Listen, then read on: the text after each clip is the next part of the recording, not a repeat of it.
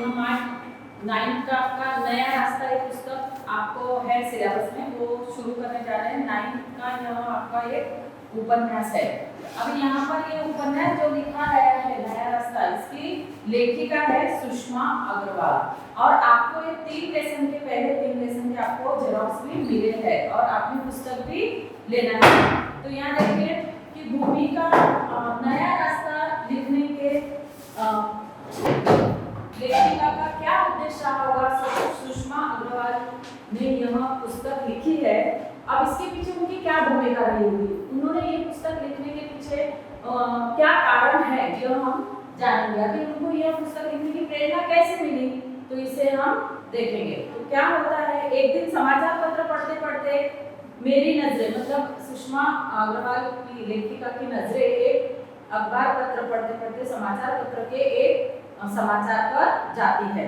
तो क्या होता है, उसमें ऐसा लिखा होता है कि एक युवती ने आत्महत्या कर ली है और पूर्ण वृत्तांत पढ़ने पर उन्हें यह ज्ञात होता है कि उस युवती के माता पिता दहेज देने में असमर्थ थे, इसीलिए उस युवती ने आत्महत्या कर ली है।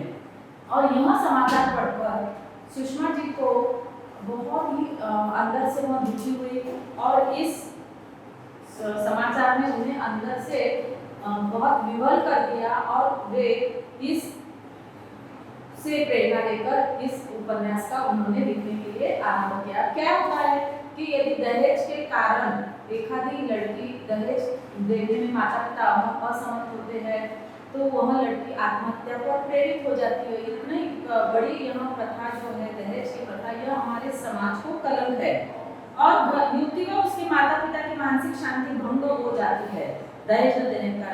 घर के तनावपूर्ण वातावरण से त्रस्त उसने अपने माता पिता को मानसिक तनाव से मुक्त करने के लिए आत्महत्या कर ली थी। अब यह युवती ने ऐसा कदम क्यों उठाया था कि मैं यदि आत्महत्या कर लेती हूँ, मेरा ही जीवन में समाप्त कर लेती हूँ, तो माता पिता को कोई टेंशन नहीं होगा। पर असल में ऐसा होता है क्या, यदि आपने अपना जीवन समाप्त कर दिया तो पीछे से माता पिता को और ज्यादा तनाव होता है, वे और भी ग्लानि से भर जाते हैं। अभी इस समाचार से लेखिका का हृदय क्या हुआ, चित्कार उठा। दहेज के कारण एक युवती को आत्महत्या के लिए बेहोश होना पड़ा। शास्त्रों में कहा जाता है कि मानव जीवन यह क्या है, अनेक योनियों के बाद मिला है, इसीलिए यह मानव जीवन जो है अमूल्य है और जीवन को इस प्रकार नष्ट कर देना कहाँ की समझदारी है। यहाँ इसलिए यह जो युवती ने अपना जीवन नष्ट किया है उसके लिए क्या हमारा समाज उत्तरदायी नहीं है, ये सब प्रश्न लेखिका के मन में उभर कर आए हैं। अभी सामाजिक रूढ़ियां, पौराणिक परंपराएं सब मनुष्य के बनाए हुए तो है, दहेज प्रथा भी समाज की बनाई हुई है। दहेज प्रथा भी हमें समाज ने दी हुई एक देन है। अभी यहाँ देखिए प्राचीन काल में दहेज प्रथा कैसे निर्माण हुई। प्राचीन काल में ऐसा होता था कि जब बेटी ससुराल जाती थी तो माता पिता उसके साथ कुछ जरूरत की चीजें देते थे कि जाते साथ वहाँ ससुराल में कैसे मांगेगी, इसीलिए उसके साथ कुछ जरूरत की चीजें देते थे जो कि रोजमर्रा के जीवन में लगेगी। परंतु क्या होता था, वो धीरे धीरे इस प्रथा ने एक उग्र रूप धारण कर लिया है। उग्र रूप धारण कर लिया मतलब क्या कि अब दहेज लड़की की माता पिता अपनी इच्छा अनुसार न देते थे, परंतु अब हो रहा है कि वह लड़के वालों की इच्छा अनुसार दहेज दिया और लिया जा रहा है। लड़के वाले अब अलग अलग प्रकार की मांग करते हैं, जैसे कोई गाड़ी की मांग करता है, कोई टीवी की मांग करता है, फ्रिज की मांग करता है, वॉशिंग मशीन की मांग करता है और ये सब मांगे लड़की वाले पूरी नहीं कर पाते। और इस कारण हो क्या रहा है कि लड़की की उम्र बढ़ती जाती है और लड़की भी तनाव में आ जाती है। वह युवती और ऐसा सोचती है कि मेरे कारण मेरे माता पिता को इतना कष्ट हो रहा है, तो वह अपने जीवन को ही समाप्त करने में उद्युक्त होती है, तो वह इस आत्महत्या के लिए कदम बढ़ाती है। तो क्या यह दहेज प्रथा हमारे समाज के लिए कलंक है, ये सब बातें लेखिका के दिमाग में आती है। और ऐसे वातावरण से वह मुक्ति पाने के लिए युवती जो होती है कि इस जो वातावरण के उसके अंदर जो संतुलन खो जाता है, उसका दिमागी संतुलन, और वो आत्महत्या के लिए प्रेरित होती है। पर प्रश्न यह उठता है, लेखिका के मन में भी यह प्रश्न उठा है और वह कह रही है कि जो नारी पूज्य थी, आज समाज में जब हमारे भारतीय समाज में, संस्कृति में ऐसा कहा जाता है कि नारी सबसे ज्यादा उज्जवल होती है। समाज में जिसे सम्मान की दृष्टि से देखा जाता है, आज जीवित क्यों जलाई जा रही है? कोई लड़की शादी तो हो जाती है, परंतु वह जो लड़के वाले ने बोला हुआ धन यदि नहीं लाती है, दहेज नहीं लाती है, तो वो जिंदगी क्यों जलाई जा रही है? तथा संभवतः इसके लिए पुरुष वर्ग भी तो दोषी है। लेखिका मन में सोचती है कि पुरुष वर्ग इसके लिए दोषी है, क्योंकि लड़के वाले क्यों मांगते दहेज। परंतु इसके साथ लेखिका का यह भी कहना है कि इसके लिए लड़कियां भी जिम्मेदार है। क्यों ऐसा कहती हूँ? कि लड़कियों के अंदर साहस की कमी है और लड़कियों में साहस आना, और इसलिए उन्होंने धैर्य से काम लेना चाहिए और अपने जीवन को यूं ही समाप्त नहीं करना चाहिए। इसीलिए यह नव चेतना जागरूक करने के लिए युवतियों में, यह नव चेतना जागरूक करने के लिए लेखिका ने यह नया रास्ता, यह उपन्यास लिखने की सोची। अब अनेक युवतियां ऐसी होती है कि जिन्हें अपने रंग बिरंगे सपने पूरे करने की इच्छा होती है, परंतु न जाने कितनी युवतियां यह सपने पूरे नहीं कर पाती है और वह दहेज प्रथा के कारण आत्महत्या करने पर विवश हो जाती है। अभी यहाँ पर हम देखेंगे कि लेखिका यह चाहती है कि माता पिता को कष्ट से मुक्त करना चाहती है वो युवती, परंतु वास्तव में ऐसा नहीं होता है। अब क्या आत्महत्या करना ये सब युवतियों की, इन लड़कियों की कायरता नहीं है? यह कायरता ही है, क्योंकि यदि लड़कियां सोचे, अपने पांव पर खड़ा हुए उच्च शिक्षा प्राप्त करे, यहाँ लेखिका का इस उपन्यास लिखने के पीछे की भूमिका है, उद्देश्य रहा है कि लड़कियों ने भी उच्च शिक्षा प्राप्त करना चाहिए, अपने पैरों पे खड़ी होनी चाहिए और उन्हें इस दहेज प्रथा को मिटाने के लिए, अपने बलबूते पर कुछ कर दिखाने के लिए, नव चेतना निर्माण होने के लिए लेखिका ने यह उपन्यास लिखने की कोशिश की है। अभी इस उपन्यास में कुछ पात्र आते हैं। इस उपन्यास में मीनू की जो मीनू एक मुख्य पात्र है इस उपन्यास का, जिसके इर्द गिर्द पूरा उपन्यास, पूरे एक अध्याय से, पहले अध्याय से लेकर 26 अध्याय तक यह पूरा उपन्यास मीनू के इर्द गिर्द घूम रहा है। अब यहाँ पर हम देखेंगे कि इसमें कितनी फैमिलियां है। यहाँ पर मैंने बोर्ड पे लिखा है, देखिए कि यहाँ पर 3 फैमिलियां यहाँ पर बताई गई है। अध्याय 1 से हम शुरू करेंगे, उसके पहले यह जानना जरूरी है कि इसमें किन किन पात्रों को लिया गया है। तो और भी कुछ पात्र है, परंतु बेसिक यदि हम एकदम पहले स्टेज पर देखेंगे कि इन 3 परिवार में कौन कौन है। अभी पहला परिवार तो दयाराम जी का बताया गया है। दयाराम जी के परिवार में उनकी पत्नी है और उनको 3 बच्चे हैं। उसमें मीनू है, आशा है और रोहित है। दूसरा परिवार बताया गया है मायाराम जी। मायाराम जी की भी इस उपन्यास में पत्नी बताई गई है और उनके बच्चे हैं अमित और मधु, उन्हें एक बेटा एक बेटी। और दयाराम जी को मीनू, आशा 2 बेटियां और रोहित 1 बेटा, ऐसे एक फैमिली बताई है। अब दयाराम जी की फैमिली मीरापुर में रहने वाली है, ये आप जैसे चीजें ध्यान में रखो। दयाराम जी की फैमिली मीरापुर में रहने वाली है और मायाराम जी की फैमिली मेरठ में रहने वाली है। ये सब बातें आपको पहले क्लियर हो जाती है, तो जब हम अध्याय 1 से शुरू करेंगे तो लिंक आपको लगेगी। और धनीमल जी, तीसरा एक परिवार बताया गया है धनीमल जी। उन्हें 3 ही बेटियां हैं और 3 बेटियों में से केवल एक बेटी का नाम इस पुस्तक में आया है, सरिता जिसका नाम है। और फिर अन्य ऐसे और पात्र आए हैं इसमें, नीलिमा है, माया है, अशोक है, सुरेंद्र है और मनोहर है, राजो है। ये सब पात्र इसमें आए हैं जो आगे उपन्यास जब हम पढ़ेंगे, पढ़ाई करेंगे आगे की, तो ये सब पात्रों के बारे में आपको जानकारी होगी। तो आइए शुरू करते हैं हम पहला अध्याय। नया रास्ता का पहला अध्याय में बताया गया, देखिए यौवन की दहलीज पर खड़ी नवयौवना नीलिमा दर्पण में अपना चेहरा निहारकर कुछ विस्मित सी मुस्कुरा रही थी। दर्पण में निहारने पर यौवन की लालिमा उसके चेहरे पर छा गई। अपना चेहरा वह अभी दर्पण में निहार रही थी कि इतने में उसकी सहेली मीनू ने पीछे से आकर उसकी आंखों पर अपने हाथ रख दिए। मीनू के कोमल हाथों से आंखें मूंदने पर नीलिमा को कुछ अजीब सा एहसास हुआ।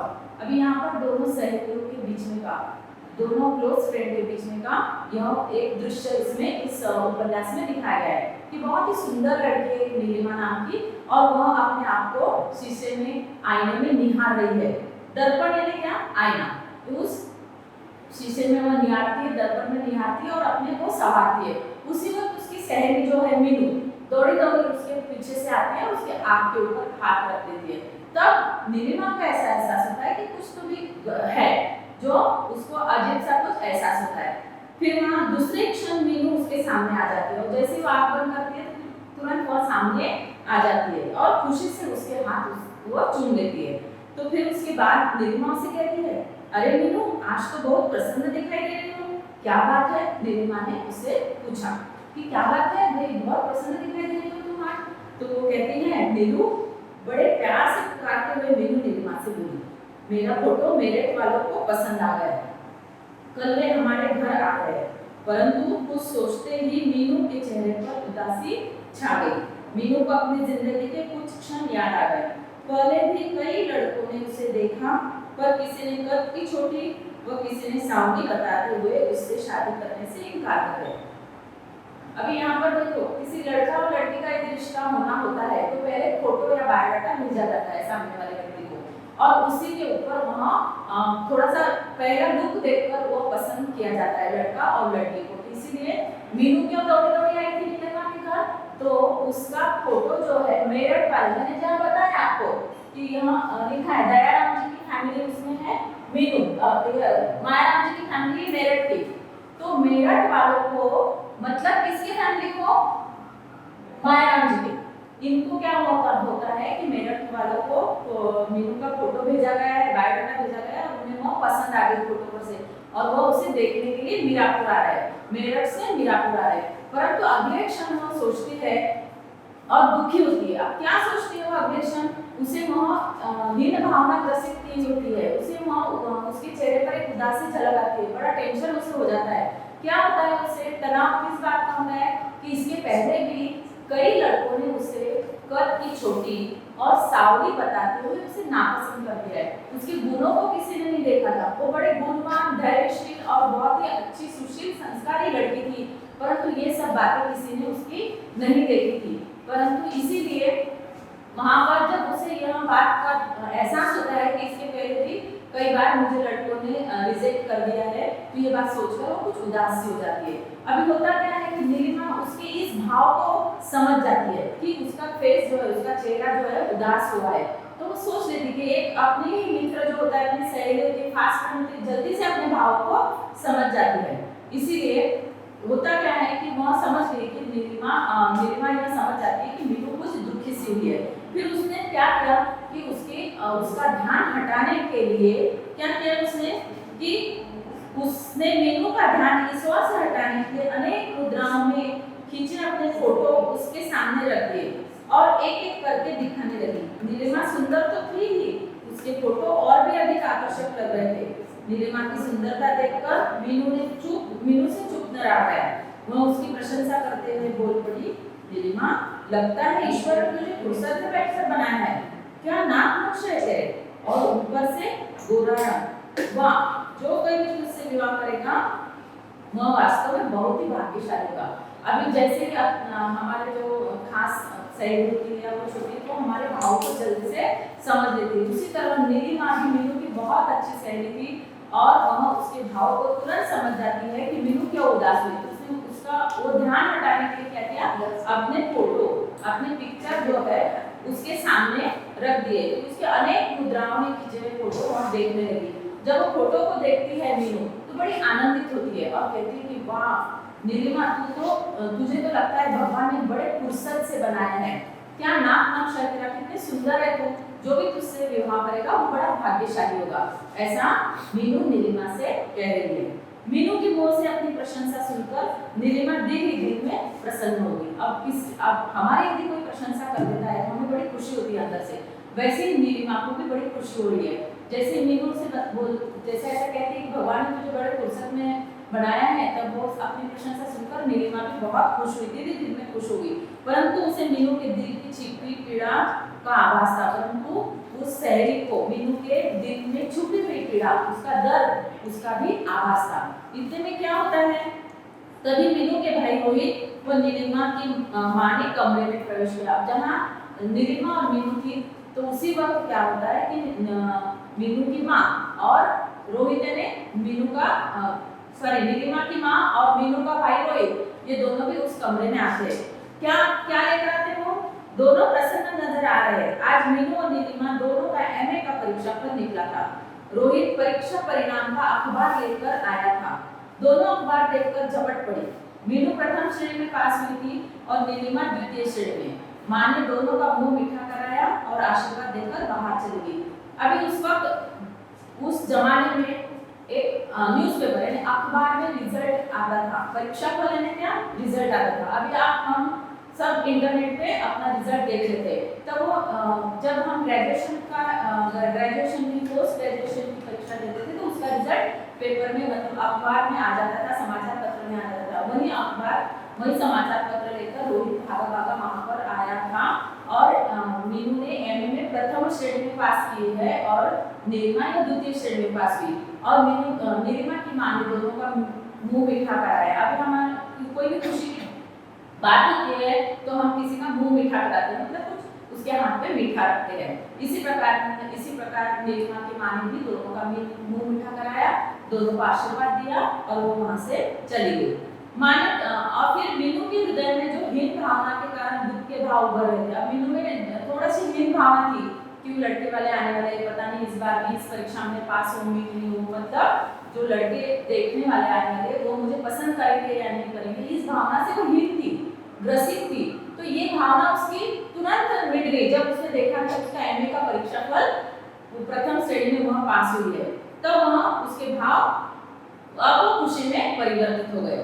प्रथम श्रेणी में पास होने पर वह खुशी से फूली न समाई और नीलिमा से लिपटकर झूम गई और बड़ी खुशी से वह दोनों सहेलियां गले मिली। नीलिमा से वह लिपटकर झूम गई और बड़ी प्रसन्नचित्त हो गई। अभी उसके बाद मीनू प्रसन्नचित्त भागी भागी अपने घर चली गई, परंतु नीलिमा की आंखों में मीनू का वह उदास चेहरा घूमता रहा। मीनू बड़ी खुशी अपने घर चली गई और परंतु पीछे से नीलिमा के जो मन में था कि उसका जो उदास चेहरा था वह उसके मन में भी हृदय में घर कर गया। परंतु दूसरे क्षण विजय की खुशी में उभरी उसकी खुशी की भावना भी आंखों से ओझल न हो सकी। तभी नीलिमा गुनगुना लगी। एक बार तो उसकी हीन भावना से उसका ग्रसित चेहरा, उसका उदास चेहरा और दूसरे क्षण जब परीक्षा फल आता है तब उसका खुशी का चेहरा, ये सब दोनों बातें नीलिमा ने देखी। तभी वह गुनगुना उठी। क्या गुनगुनाया उसने? कभी सुख है कभी दुख है, अभी क्या था अभी क्या है। गुनगुनाते हुए नीलिमा अपने बिखरे फोटोओं को उठाकर रखने लगी। ये सब वो गीत गा रही है और जितने वो जो फोटो उसने बनाने के लिए रखे थे नीलिमा ने, मीनू का ध्यान हटाने के लिए वो सारे फोटो को बिखर के वो अपने समेटने लगी। यहाँ पर हमने देखा कि पहला अध्याय यहाँ पर खत्म हो चुका है। अभी यहाँ इसमें 2-3 आरटीसी है, 2-3 आरटीसी हो सकते हैं। तो ये सब बातें आपको आपके पास वर्कबुक भी है और कुछ असाइनमेंट भी दी जाएगी, उसमें यह लिखे है। आपको इस पाठ के आधार पर, इस पहले अध्याय के आधार पर उसके प्रश्नों के उत्तर लिखे जाना है। अभी आगे क्या होता है? दूसरा अध्याय में यह होता है कि दूसरे दिन प्रातः होते ही दयाराम जी के घर में मेहमानों के स्वागत के लिए विभिन्न प्रकार की तैयारियां प्रारंभ हो गई। घर की सारी चीजें झाड़ पोंछ कर यथास्थान लगा दी गई। एक मध्यम श्रेणी के व्यक्ति की हैसियत के अनुसार बैठक को विशेष रूप से सुसज्जित किया गया। अभी हम देखते हैं कि हमारे यहाँ कोई गेस्ट आने वाले होते हैं, मेहमान आने वाले होते हैं, हम हमारे घर को एकदम अच्छा रखते हैं, सुसज्जित करते हैं, सजावट करते हैं, उस हॉल की, बेडरूम की, सभी प्रकार से सब चीजें यथास्थान रखी जाती है किसी मेहमान का। और यहाँ तो अब लड़की को देखने के लिए मेहमान आने वाले थे, इसलिए विशेष प्रकार से उन्होंने बैठक यानी हॉल, लिविंग रूम, उसको उन्होंने सजाया गया था। सिर्फ सजाया नहीं था, आगे उन्होंने और क्या तैयारी की थी कि घर में विभिन्न प्रकार के व्यंजन बनाए गए थे। बहुत अलग अलग प्रकार के उन्होंने व्यंजन बनाए थे, खाना अलग अलग तरह का खाना बनाया था। अनेक प्रकार की मिठाइयाँ बाजार से मंगाई गई थी, अनेक प्रकार की तरह तरह की मिठाइयाँ भी उन्होंने बाजार से मंगाई थी। सबकी नजरें दरवाजे पर लगी थी। अब सभी लोग दरवाजे पर क्या कर रहे थे? इंतजार कर रहे थे कि मेहमान कब आएंगे और कब बेल बजेगी और कब मेहमान आएंगे। मेहमानों का बेसब्री से इंतजार किया जा रहा था। मीनू की माँ को पूरी आशा थी कि इस बार मीनू का रिश्ता हो जाएगा। भगवान से न जाने कितनी मनौतियाँ माँ ने मांगी थी। अब कई दिन से मीनू की शादी नहीं हो रही थी, इसलिए उस मीनू की माँ ने भी भगवान से मनौतियाँ क्या मांगी थी, हम कहते हैं ना भगवान को इस बार ऐसा हुआ तो मैं ऐसा करूंगी वैसा करूंगी, ये सब मनौते हैं उसने हर भगवान से मांगी थी। और इस बार उसको पक्का, मीनू की माँ को पक्का लग रहा है कि नहीं इस बार मीनू का रिश्ता जरूर होगा। ये सब बातें मीनू के माँ के मन में आ रही थी। कुछ क्षण बाद घंटी बजी। अभी सब लोग घर में बैठे थे, सब गेस्ट का क्या कर रहे थे, इंतजार कर रहे थे, मेहमानों का इंतजार कर रहे थे। कुछ क्षण बाद घंटी बजी, बेल बजी।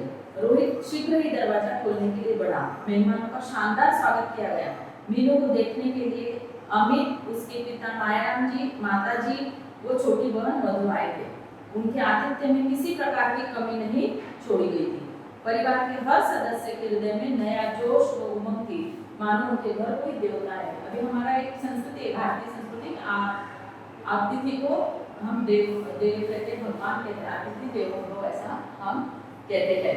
तो इसीलिए जैसे वो मेहमानों की क्या बहुत सारे खातिरदारी करने के लिए सब के सब तैयार थे। अभी कौन कौन आया था मायाराम जी के यहाँ से? मायाराम जी की पत्नी, मायाराम जी का बेटा अमित और मधु, ऐसे 4 लोग वहाँ मीनू के घर आए हुए थे, दयाराम जी के घर आए हुए थे। और किसके लिए आए थे? तो अमित के लिए, लड़की देखने के लिए, मतलब अमित के लिए मीनू का रिश्ता तय करने के लिए आए थे, उसका देखने के लिए।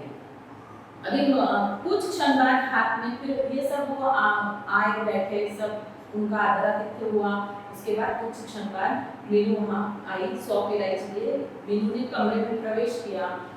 सांवले रंग पर गुलाबी साड़ी पहने हुए वो बहुत सुंदर लगी थी। लाश शर्म से दबी मीनू कुछ समय तक नीचा मुंह के चुपचाप बैठी रही। कुछ समय बाद अमित ने मीनू से बातें करनी प्रारंभ की। अभी कोई लड़की आती है तो एकदम से चल के तो नहीं आएगी, वो धीरे धीरे आती है। कोई भी लड़की को देखने के लिए भी मेहमान बैठे हैं तो बड़ी लाश शर्म से एकदम धीरे धीरे वहां पर आती है। और वहां वैसे ही मीनू बड़ी धीरे धीरे वहां पर आती है और वहाँ बस ट्रे हाथ में रख के नीचे बैठती, वहीं बैठती है और गर्दन नीचे झुकाई रहती है। अब ये सब बातों से कोई ना कोई कुछ तो पूछेगा ना, तब कौन पूछता है कि अमित ने ही मीनू से बातें करनी प्रारंभ की। क्या बातें करनी शुरू की उसने? मीनू तुम्हारा एमए का रिजल्ट आ गया है? उसने पूछा तुम्हारा रिजल्ट आ गया है एमए का? तो मीनू ने सहज भाव से उत्तर दिया, जी प्रथम श्रेणी में पास किया। तो ये सुनकर क्या बोलता है अमित, वेरी गुड कहकर अमित के चेहरे पर प्रसन्नता के भाव उभर आए। अब ये सब उसने पूछा, वो तो अपनी बेचारी शर्म के मारे नीचे गर्दन करके झुका के बैठी थी। और जब भी उसने कहा कि हाँ एमए का रिजल्ट आ गया और मैं पास हो गई, प्रथम श्रेणी में पास हो गई है, तो वेरी गुड कहा जब अमित ने, तो वह बड़ी प्रसन्न हुई और अमित भी बहुत प्रसन्न हुआ। फिर आगे का वह और सवाल पूछता है मीनू से कि तुम्हें घर के किन किन कार्यों में रुचि है? अमित ने दूसरा प्रश्न किया। जी सिलाई, बुनाई, कढ़ाई, खाना बनाना, पेंटिंग आदि सभी कर लेती हूँ। उसने कहा कि मैं सब कुछ कर लेती हूँ, सिलाई, बुनाई, कढ़ाई, पेंटिंग, ये सब बातें मुझे पसंद है। फिर से अमित पूछता है क्या तुम संयुक्त परिवार में मेरे माता पिता और बहन के साथ रहना पसंद करोगी? उसने कहा जी कहकर मीनू ने अपनी गर्दन झुका ली। आजकल हम देखते हैं कि लड़कियों को जॉइंट फैमिली में रहना बिल्कुल भी पसंद नहीं है, वो केवल अपने पति के संग रहना चाहती है। परंतु संयुक्त परिवार की महत्ता बहुत ज़्यादा है, महत्व बहुत है। आगे अपने बच्चों को संस्कार देने के लिए संयुक्त परिवार बहुत जरूरी है। और जो परिवार मिलकर काम करता है वह ताकत अकेले परिवार में, एकल परिवार में नहीं होती है। तो यह जानना जरूरी है। तो मीनू ने कहा कि मुझे सबके साथ रहना पसंद है, मुझे संयुक्त परिवार भी, ज्वाइंट फैमिली भी पसंद है। तो यही बात से अमित की भी क्या थी? अमित की सबसे बड़ी इच्छा भी यही थी कि ऐसी लड़की मिले जो उसके माता पिता के साथ ठीक तरह से रह सके, उनका आदर सत्कार कर सके। मीनू के हाँ कहने पर उसे बहुत प्रसन्नता हुई। जहाँ तक उसके रंग रूप का सवाल था, अमित के हृदय में उसका भोला चेहरा समा गया। अभी मीनू ने जब कहा कि मुझे संयुक्त परिवार बहुत पसंद है, तो यही कौन चाहता था? अमित। बिल्कुल अमित के दिल की बात उसने कह दी थी। और वह चाहता था कि मेरे माता पिता को संभालने वाला, देखभाल करने वाला, मेरे माता पिता बहन के साथ रहने वाली ही ऐसी लड़की चाहिए, मुझे ऐसी शहरचर्नी चाहिए, ऐसी ही पत्नी की उसे अपेक्षा थी, जो कि मीनू के अंदर उसने देखी थी। और उसका अमित के हृदय में उसका भोला चेहरा समा गया। तभी मीनू की बहन आशा को भाई रोहित ने कमरे में प्रवेश किया। तभी वो सब लोग सब हॉल में बैठे थे, मीनू से प्रश्न उत्तर चल रहा था। तो उसी वक्त कौन आया वहां पर? मीनू की बहन आशा और उसका भाई रोहित उसी वक्त वहां पर उन दोनों आ गए। अमित के माता पिता भी कमरे में आ गए। उसी वक्त अमित के माता पिता भी कमरे में आ गए। आशा को देखकर सबकी नजरें उस सुंदर चेहरे की ओर जम गई जिसमें नव यौवन का निखार था। वैसे भी आशा रंग रूप में मीनू से कई ज्यादा अच्छी थी। अभी यहाँ पर मीनू का कलर थोड़ा दबा हुआ था, यानी सावली कलर की थी, पर उसकी बहन जो थी वह भी उसी के बराबर की थी, नव यौवना बताई गई है, और उसका रंग काफी साफ है और मीनू से कई गुना वह आशा दिखने में सुंदर थी, परंतु एक अल्लड़ थी। अभी यहाँ पर दोनों भी जब आते हैं तो सबकी नजर, जैसे ही उसने अंदर एंट्री की आशा ने, तो सबकी नजर आशा के चेहरे के ऊपर जम गई।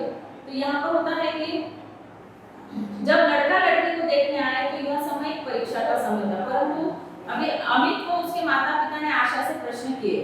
आशा हंस हंसकर सबके उत्तर देती रही। मीनू की माँ को यह सब अच्छा नहीं लग रहा था। उन्हें इस बात का आभास था कि आशा मीनू से कई ज्यादा रूपवती है। अभी यहाँ पर क्या होता है कि आशा और रोहित आते हैं तो कुछ प्रश्न पूछ लेते हैं। वो सब लोग वहां पर बैठे थे तो उन्होंने आशा से भी पूछा कि तुम क्या कर रही हो, क्या नहीं कर रही हो। आशा एक अल्लड़ सी वहां पर बताई गई थी और बड़े हंस के वहां पर जवाब देती। अब नेचुरल है, जिस लड़की को लड़का देखने आ रहा है वो लड़की एकदम से हंस के तो बातें नहीं करेगी, तो परंतु उसके लिए तो ये परीक्षा की घड़ी होती। वैसे ही मीनू के लिए भी ये परीक्षा की घड़ी थी और उसके मन में अंतर्द्वंद चल रहा था कि मुझे पता नहीं अभी लड़के वाले क्या प्रश्न पूछेंगे। मुझे घबराहट सी उसके अंदर रहती है कि मैं इनको पसंद आऊंगी या नहीं आऊंगी। ये सारी बातें मीनू के भी मन में हो रही थी और उसके चेहरे पर भी वह दिखाई दे रही थी, जबकि उसके विरुद्ध आशा के मन में कोई बात नहीं थी क्योंकि उसको कोई तनाव नहीं था। वो तो बड़ी हंस के बातें कर रही थी, तो यह दिखने में फिर आशा और भी अच्छी दिखाई दे रही थी। जब लड़का लड़की को देखने आए तो यह समय एक परीक्षा का समय होता है। लड़की के हृदय में एक अंतर्द्वंद होता है कि वह इस परीक्षा में पास हो सकेगी या नहीं। मीनू इस परीक्षा में कई बार असफल हो चुकी थी, इसलिए उसके हृदय का अंतर्द्वंद और अधिक तीव्र हो गया। इसी कारण उसके चेहरे पर और अधिक उदासीनता व घबराहट झलक रही थी। अभी इसके कारण क्या हो रहा था, उसको बड़ा तनाव था, टेंशन था मीनू को, इसलिए उसका चेहरा क्या हो रहा था कि घबराहट के मारे उदास दिख रहा था और उदासीनता उसके चेहरे पर झलक रही थी। इसी प्रकार से यहाँ पर आगे का जो अध्याय 2 का आगे का भाग है वो हमें नेक्स्ट इसमें कंप्लीट करेंगे। तो आज का हमने क्या क्या देखा है कि इस उपन्यास को लिखने के पीछे लेखिका की भूमिका क्या रही है, और हमने देखी कि कौन सी फैमिलीज, कौन से परिवार इस उपन्यास में शामिल है, और तथा अभी मीनू के यहाँ आने के बाद आगे क्या होता है वह उसकी शुरुआत इस पाठ में दूसरे अध्याय में शुरू की गई। तो आपको जो भी असाइनमेंट दी जाएगी, आपके पास वर्कबुक है तो उसमें भी वो क्वेश्चन आंसर सॉल्व कीजिए, लिखिए, तथा जो असाइनमेंट दी जाएगी हिंदी के लिए एक बुक कीजिए और वह हिंदी की बुक में पहले जो क्वेश्चन आंसर होते हैं, जो आरटीसी दी जाती है, अवतरण दिए जाते हैं, उसके क्वेश्चन आंसर उसके उत्तर लिखिए, और दूसरे पार्ट में उसी के आगे दूसरे पार्ट में आपको व्याकरण लिखना है। धन्यवाद।